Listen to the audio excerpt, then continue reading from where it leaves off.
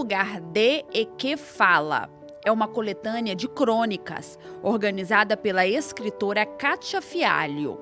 A obra é resultado de uma oficina literária, ministrada para 20 internas do Centro Prisional Feminino de Cariacica.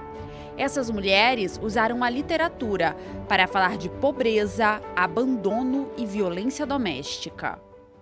Olá, começa agora mais uma edição do programa Dedo de Prosa. Hoje eu converso com a escritora Kátia Fialho. Kátia, seja muito bem-vinda ao nosso programa mais uma vez. É verdade. Segunda vez, né? 11 anos depois. Mas, 11 anos, muita coisa aconteceu. Tem muita novidade pra gente, tem muita fofoca pra gente botar em dia aqui no programa, Kátia.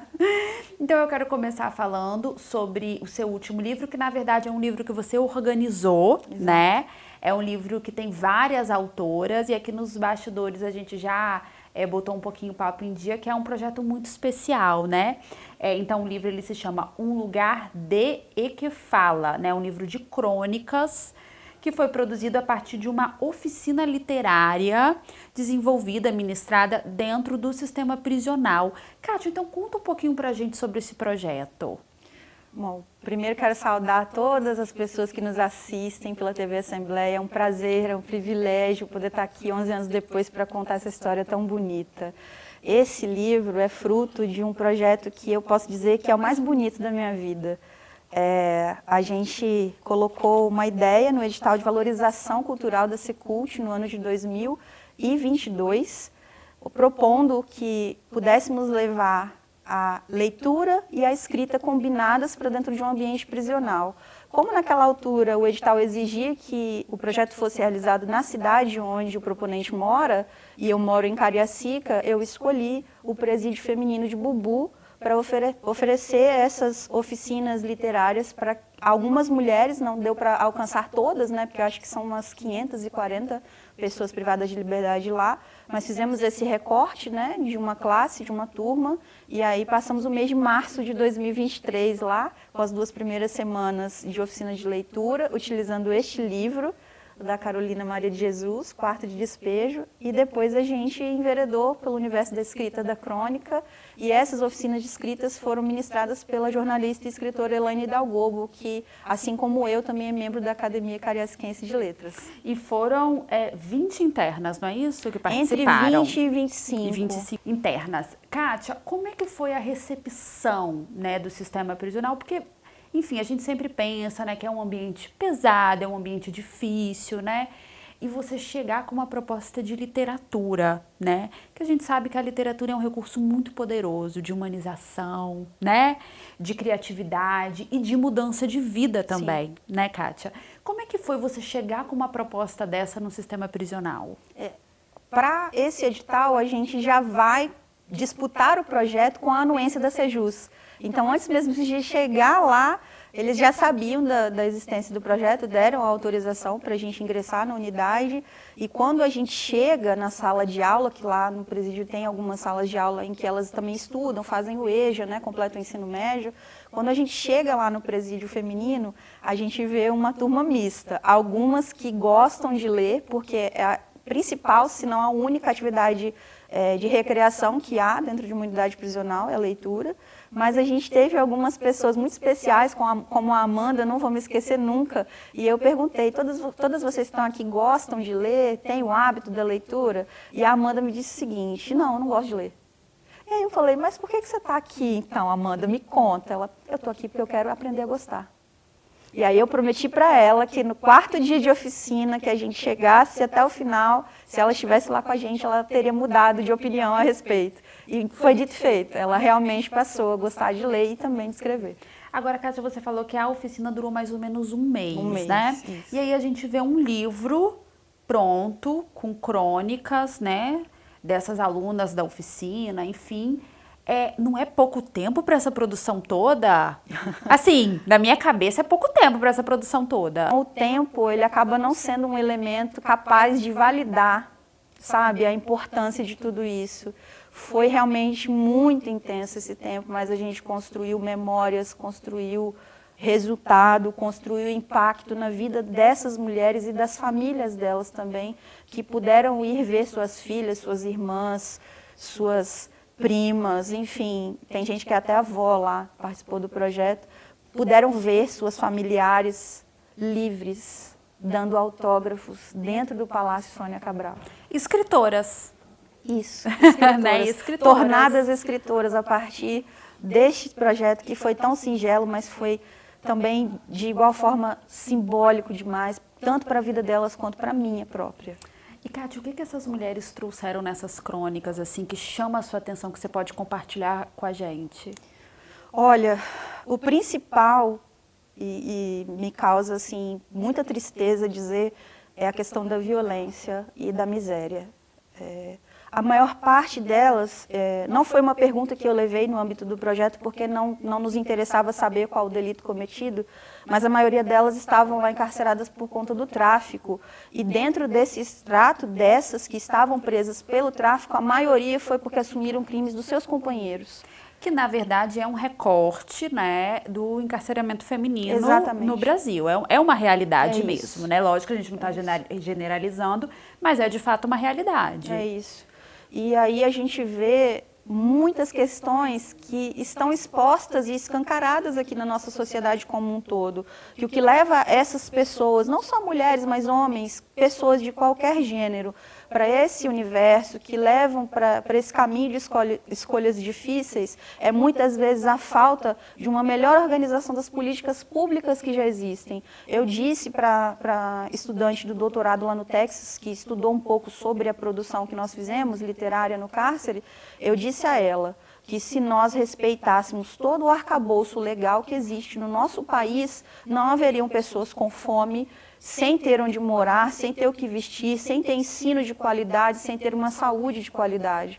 Por exemplo, a nossa lei orgânica da assistência social, se fosse cumprida realmente como deve ser, muitas pessoas não passariam fome e não estariam aqui escrevendo esse livro.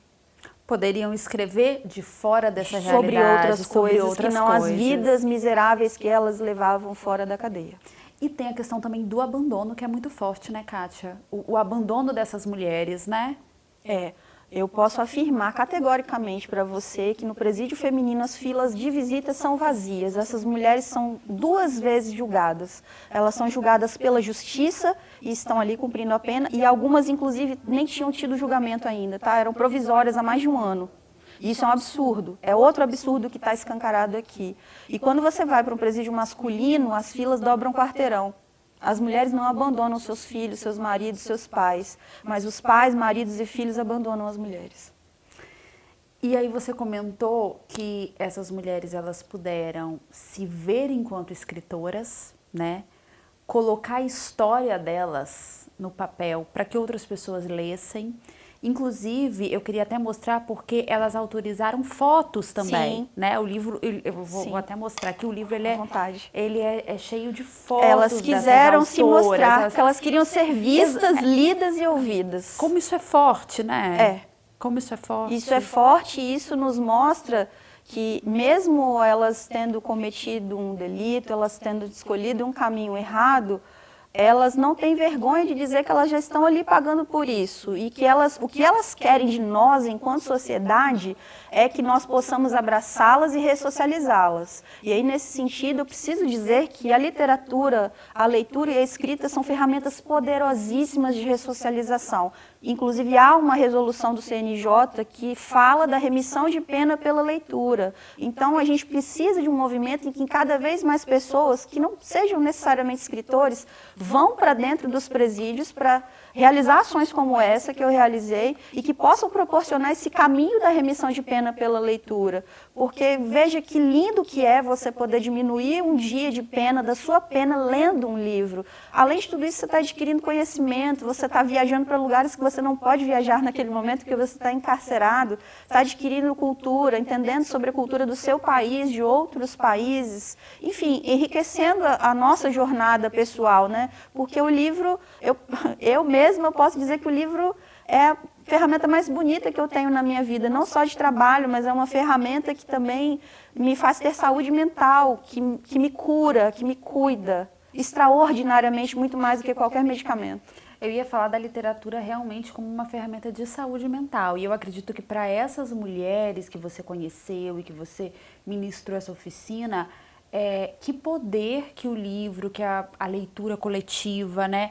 E a produção, porque aí são 2 exercícios, né, Kátia? Você tem o exercício da leitura e você tem o exercício da produção de conteúdo, que vai colocar, na verdade, elas também colocando um pouco da história delas para fora, né? Elas nos proporcionam enxergar uma realidade que muitas vezes algumas pessoas, alguns segmentos da nossa sociedade insistem em não enxergar, né? Esse livro também nos traz um recorte social muito forte.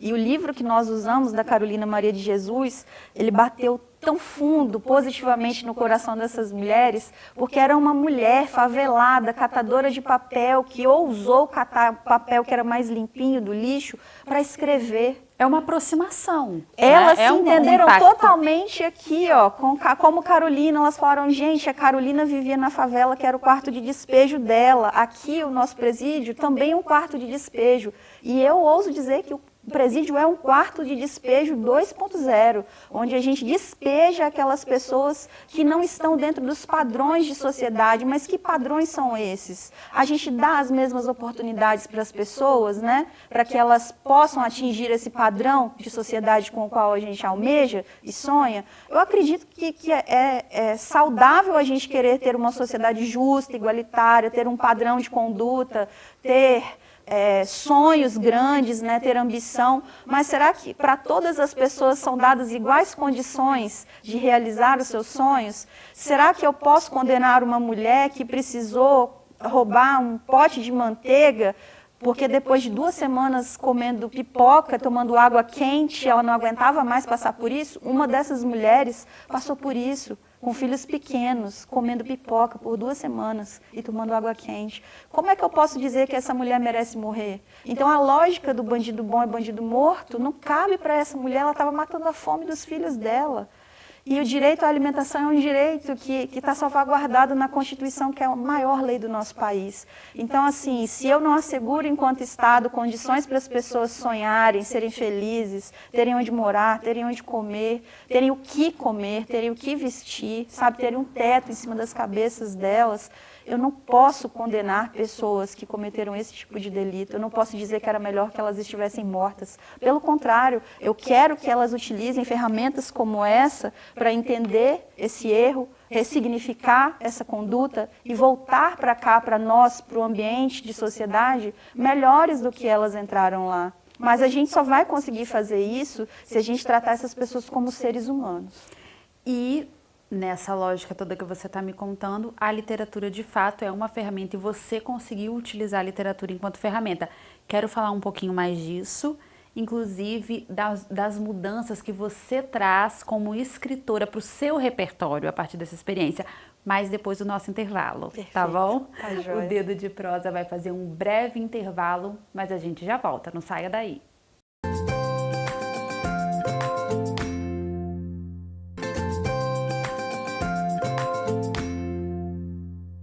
Estamos de volta com o segundo bloco do programa Dedo de Prosa, hoje conversando com a escritora Kátia Fialho.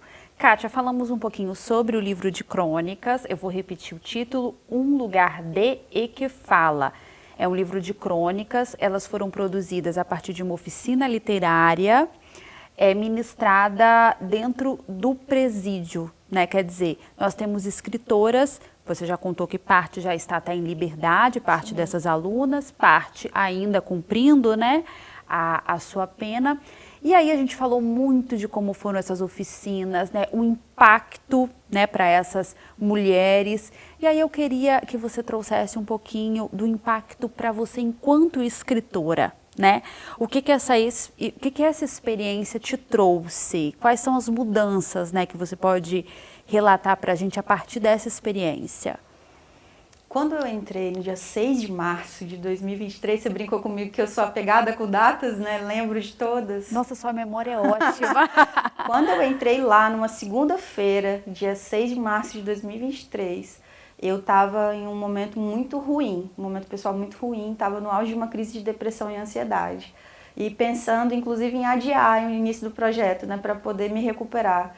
E aí eu chego dentro da sala de aula e recebo calorosos abraços ao final daquela primeira aula, que não posso nem chamar de aula, de uma vivência mesmo, porque a gente tratou elas como iguais que elas são. então ali a gente não estava na condição de professora. Eu posso dizer que depois desse saldo de 4 encontros e do lançamento, de todo o impacto emocional que ele teve para nós dentro do projeto e para elas, eu posso dizer que esse projeto transformou a minha vida. Eu encaro a literatura, o fomento à leitura, dentro desses recortes todos na minha vida artística, como uma ferramenta de luta, de militância. Eu sou uma pessoa que milito pela causa dos direitos humanos, eu milito pela questão da diversidade de gênero, pela igualdade racial, e eu posso dizer a vocês que eu nunca vi o termo literaluta fazer tanto sentido, que eu emprego em várias outras coisas na minha vida, mas nunca vi fazer tanto sentido quanto nesse projeto. E no outro que eu estou executando agora no presídio, que é referência LGBTQIA+, de encarceramento de pessoas que são desse público lá em Viana. Eu posso dizer a vocês que essas pessoas nos olham muitas vezes com olhos de que parece que a gente está fazendo um favor para elas, levando aquilo para dentro do presídio, e a gente acaba desconstruindo, precisa desconstruir essa lógica de que a gente tem esse perfil de salvador, porque não é o caso. Essas pessoas têm esse direito, a gente está levando esse direito. Passei o projeto no edital, é um recurso público, portanto, do povo, deles e delas, e aí a gente usa desse recurso para proporcionar aquilo que eles não têm naquele momento. Naquele momento elas não tinham nenhuma oficina como essa acontecendo.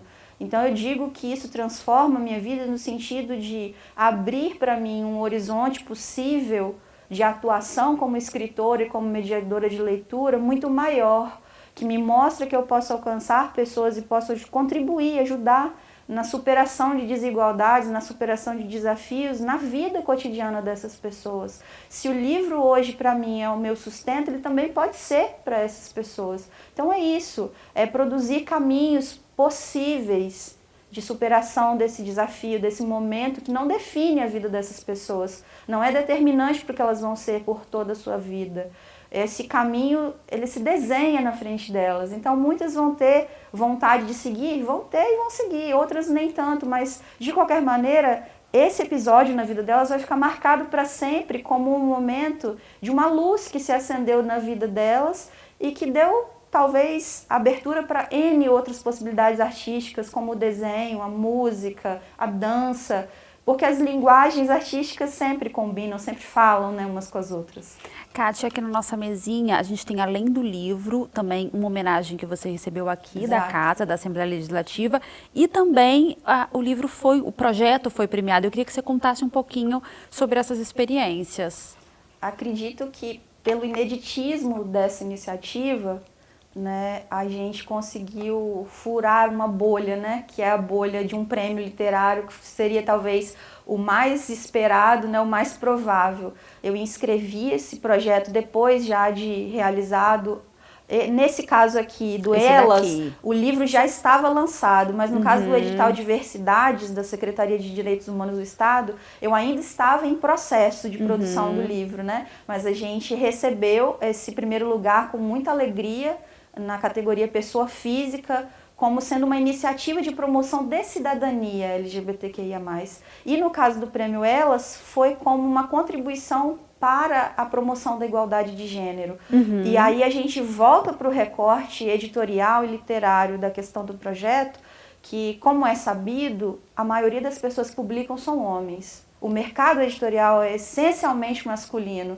Então a gente também aqui proporciona caminhos para superar essa desigualdade que há no mercado editorial, para mostrar a potência da literatura produzida por mulheres, que não é mais ou maior ou melhor do que a masculina, mas que precisa de reparação histórica, porque as mulheres antigamente precisavam escrever sob pseudônimos masculinos, né? Então hoje a gente não precisa se esconder atrás do nome de um homem para publicar, para escrever, mas ainda assim precisamos superar a preferência das editoras por obras de homens, para que a gente possa levar aquilo que a gente produz.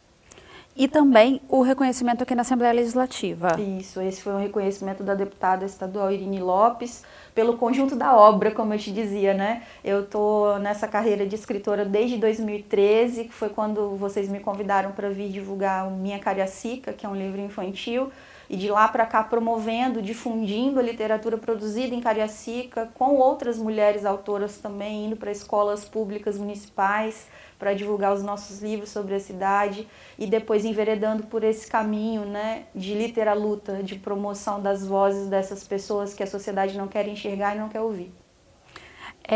Kátia, você já falou um pouquinho sobre novos projetos, citou que tem um projeto em andamento de uma nova oficina literária em outra unidade, em outra penitenciária, né? Outra unidade prisional, com outro público que seria um público, aqui foi um público feminino, mas seria um público LGBT, QIA+, enfim. Conta um pouquinho pra gente sobre essa nova oficina, assim. Você está trazendo alguma coisa diferente? Adaptou alguma coisa a partir dessa primeira experiência?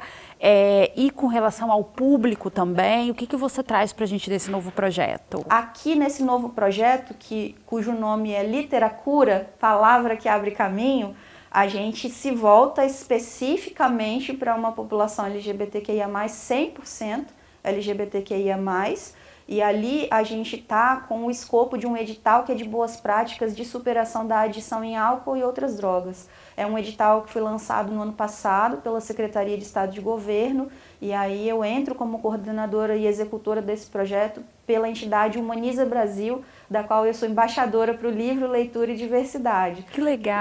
Eu propus para a presidente continuar essa caminhada dentro dos presídios, ela super topou a ideia, e falou, vai embora, mete bronca, mete marcha, escreve o projeto que a gente vai colocar como a chancela da instituição.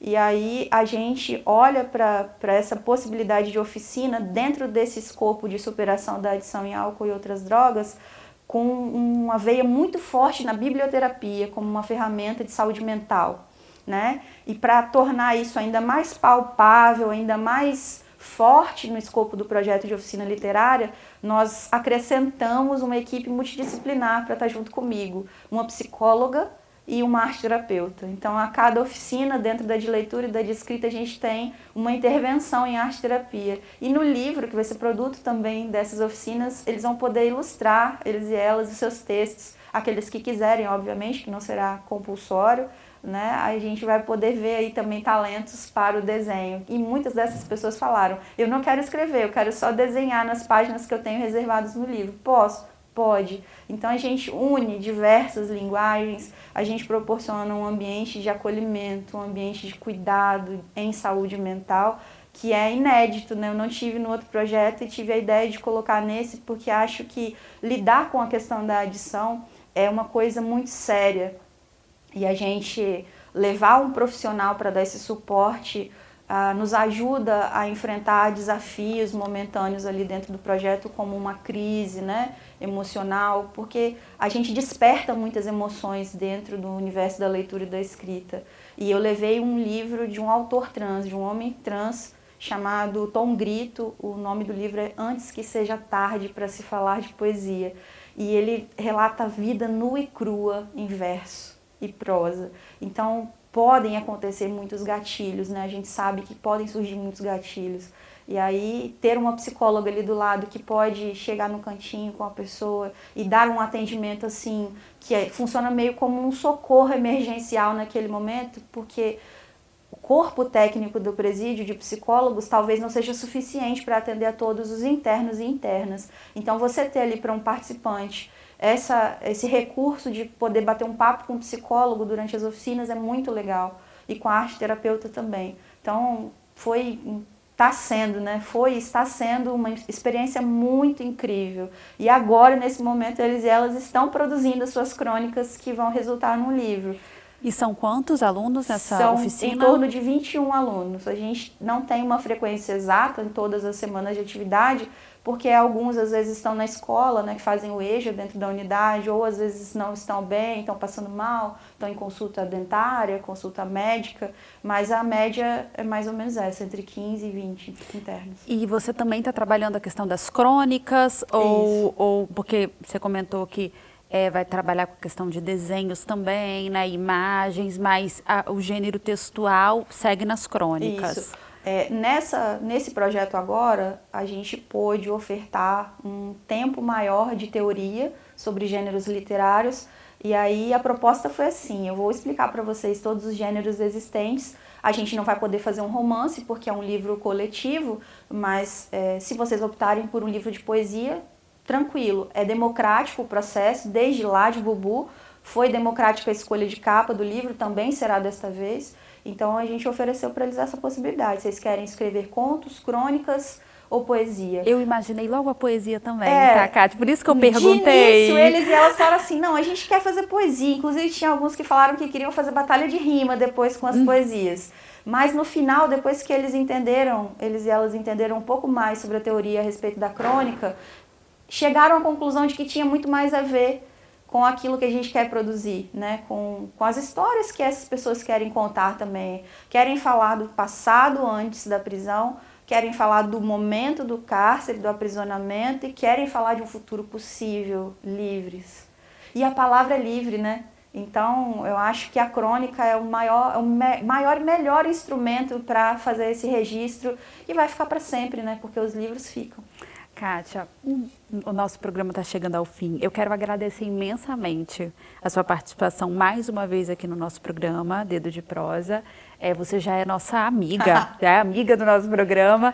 E eu quero te desejar, assim, muito sucesso. Obrigada. Não somente nesse trabalho específico, né, que é um trabalho que a gente vê que seus olhos brilham, né, quando você conta pra gente, mas também nos seus outros projetos literários. E que você volte sempre com novidades pra gente. Mas não precisa demorar tanto, né, Kátia? Não precisa demorar tanto. Pode ser mais rápido esse retorno, né? Quero agradecer a todos que nos assistem. Eu me sinto profundamente grata por poder fazer o uso de política pública de livre leitura para que a gente possa transformar a nossa sociedade. Nesse sentido, agradecer demais à TV Assembleia, que desde o início da minha carreira sempre nos oportuniza, aos escritores e escritoras capixabas, esse espaço para que a gente possa fazer difusão daquilo que a gente produz e que é tão bonito, é tão linda a literatura produzida no Espírito Santo.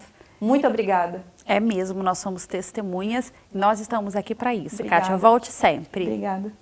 O programa Dedo de Prosa fica por aqui. Eu agradeço a sua companhia. Continue com a nossa programação. TV Assembleia, mais perto de você.